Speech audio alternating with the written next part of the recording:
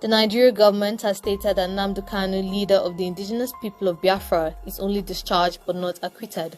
This clarification was made by the Minister of Justice and Attorney General of the Federation, Malami, saying the appellate court only decided a single issue that borders on rendition, as Kanu has other cases to answer.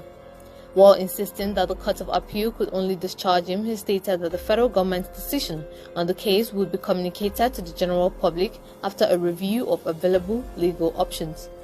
Malami reacted in a statement through his special assistant on media and public relations, Dr. Umar Jibrilu Gwandu.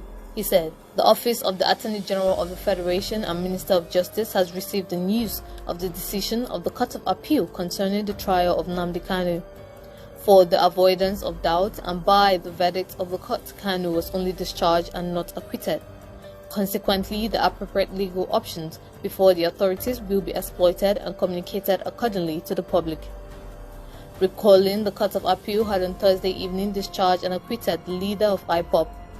Presiding over the court, a 3-man panel of the appellate court, led by Justice Jumai Hanatu, said the Federal High Court lacks the jurisdiction to try him.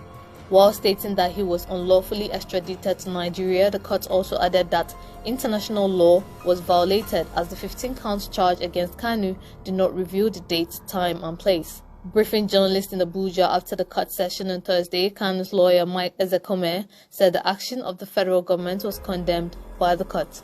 If you look at those provisions, they talk about arresting or executing a warrant of arrest against a suspect within the territorial jurisdiction of Nigeria, not outside Nigeria. So to go outside Nigeria, to go and capture, abduct and kidnap a citizen of Nigeria and forcibly rendition him back to Nigeria, you have breached your own law. You have breached all known international instruments. And that no court of law will take that, because courts exist to do justice, pure and undiluted justice, without fear or favor.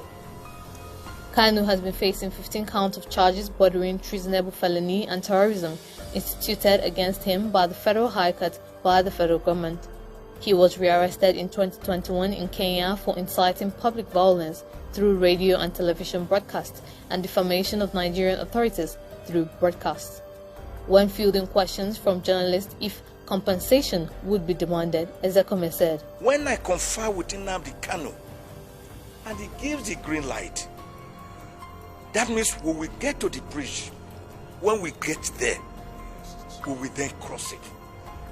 But I do not always like to jump the gun, because I act with the instructions of my client."